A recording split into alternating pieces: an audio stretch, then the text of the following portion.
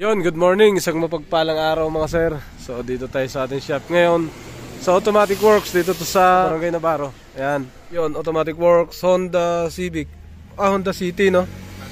Honda City 2020. Ang concern ng may-ari, naka-check engine. Kahapon daw nagpapalit siya ng ceramic ito. Sir, doon kayo sa kabila sir, para hindi kayo mainitan. So nagpapalit siya, lumabas daw yung EBS, lumabas yung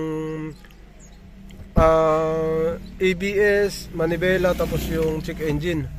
Ngayon, andito sa atin. Pina-scan daw ni sir, nagpa-scan siya, wala daw lumabas sa scanner. Tingnan natin kung dito meron sa atin. Yan. Okay, auto-detect. Pagka ABS ang nagka-problema, pwedeng sensor, 4 na sensor nasa gulong. Pwede ring wirings, pwedeng wirings lang o pwedeng motor mismo. Ayun, 2020 nga. Okay. General, quick test. Baka wala din fault code dito. Ayun, all system natin. Bakit walang fault code na nabasa? Ayun, 4 na kaagad yung fault code. May 4 na fault code sa makina. Sa engine, 4. Sa EPS, 2. Sa automatic transmission, 1. Sa EBS, 1. Sa body electrical, 1. Sa gauges, 1. So, yun. Lumabas. Ang mga fault code, ang dami. Ngayon, tingnan natin. Kasi nanakbo daw siya. Naka-check engine na lang ngayon. Wala na yung ibang icon. Hindi na umiilaw. Ang umiilaw, check engine na lang. So, tingnan natin kung anong problema nito. Nagpapalit lang si sir o nagpakabit ng tent? Nagpakabit ka lang ng tent. So, ang tent dito, hindi naman yata kinabitan to eh. Pinalitan din. Pinalitan din to? Pero mild lang to, no? Ito ang pinalitan. Super dark. Super dark yung mga bintana. Ngayon, tingnan natin kung anong sira ang pumasok dito. Wala namang ibang gagawin pag magpalit. Pwede lang mga bintana, yung mga switches. Pero hindi na ginagalaw yan. Kasi dinidikit na yan dito sa loob. Hanggang likod. Meron talagang nagiging problema to sa tingin ko. Buksan natin ng harapan. Initial natin yan. Yan na, lumabas na siya. Si sir ay taga Naik. Yung isa naman na yan ay taga 13. Taga 13 yan.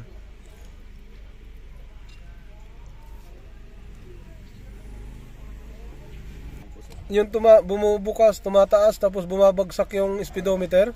Ikaw yun, tapos nagbiblink yung PRND. Ayun nga, oo, mahirap yan. Ayan, binidyohan ni sir. Nagbiblink yung PRND, tapos biglang bumabagsak yung RPM.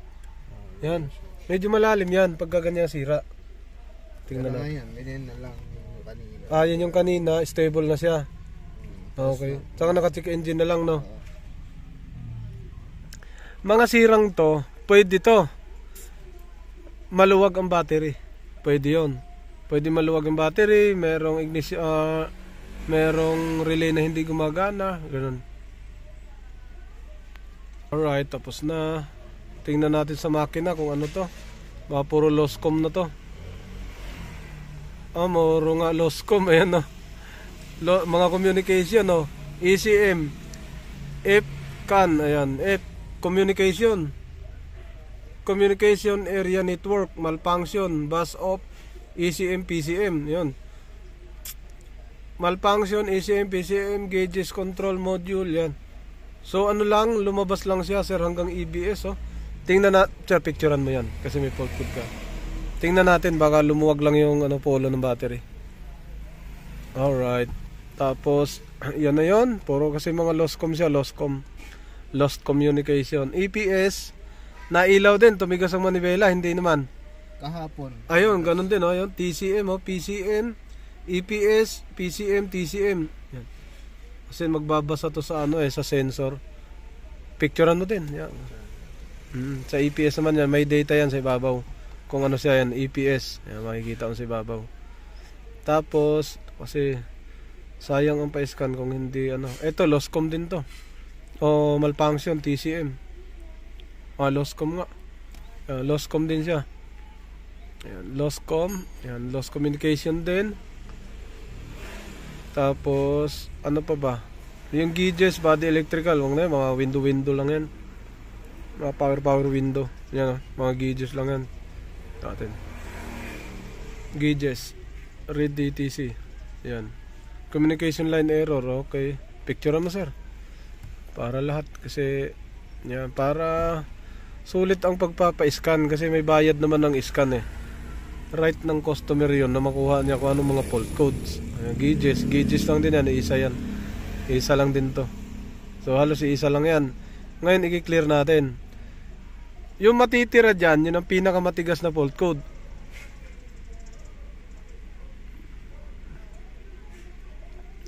Okay. So picturean mo lahat, sir, nung natapos nating scan at nag-delete tayo. Pagka kasi may fault code na malalim, nawala na kagad yung check engine, oh. Yan, pagka may malalim kasi dyan na fault code, kahit nag-delete ka ng fault code, nag-clear, nandyan pa rin, nalabas. Okay? So i-start natin to. Kung mawawala nga ang check engine, i-start natin.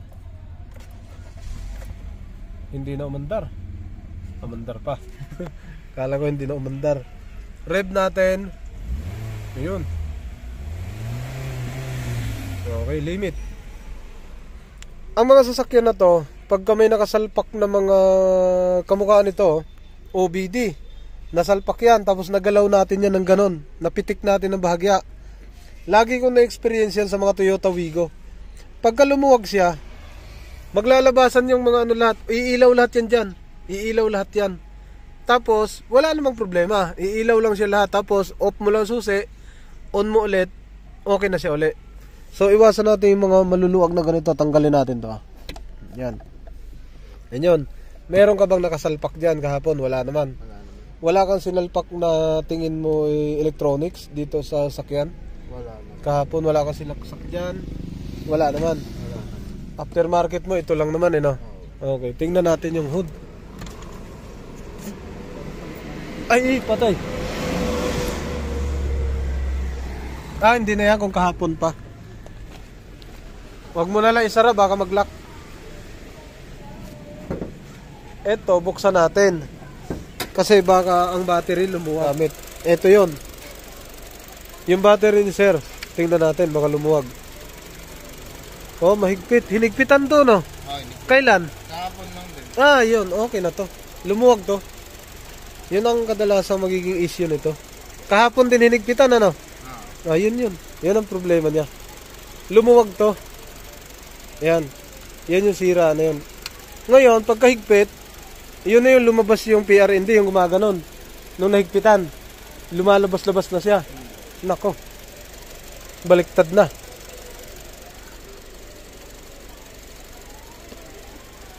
So, ito. Good naman lahat kasi bago lang to eh. Pero yung battery mo, sir, sobrang liit. Hindi ubra yan dyan sa ganitong sasakyan. Dito dapat, ang battery mo dapat, medyo mas kung may mahaba nito, malaki-laki konti eh. Kaya hindi siya fit na. Hindi siya fit, oo. Kasi, ginaya mo lang ang battery ng nilabas tong sasakyan. Yun lang sukat eh. Kasi alam nila, papalitan mo after 3 months. Kaya yung battery ng ginagamit nila sa kasa, maliit lang. So, yan, pwede mong palitan yan. Dito, ito yung mga relay. So, hindi naman to pwede kasi bagong-bago lang. 2020 lang siya. Hindi pwedeng masira kaagad. Alright. ECU, ABS, yun ang ABS. Intact naman. Yun yung lock. Yun, nakalock naman siya na maayos. Ano sir? Ito, mag-ano ka na ito?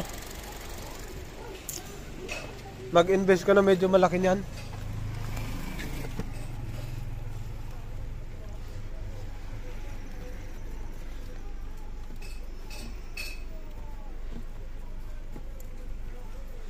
Tingnan natin yung ilalim. So far okay naman na siya. Sa battery lang yun, lumuwag yun. Yun ang nagiging problema nito. So far yun lang yung sira na yun. Walang ibang problema to. Lumuwag lang ang battery nun. Kasi sabihin mong nagpalit lang ng tent tapos nagkaganon, wala magiging kaugnayan. Dahil dito lang naman, i-wrap up lang nila yan eh. Ganon din sa kabila. So yun lang, lumuwag o humina ang battery mo nito. Okay. Tapos na yun, pagka hindi kasi na-clear, lalalim ang sira. Pero kung na-clear, wala na. Tapos galing kang Naik papunta rito, hindi naman siya nagsilabasan. Tama? Oh, yun lang.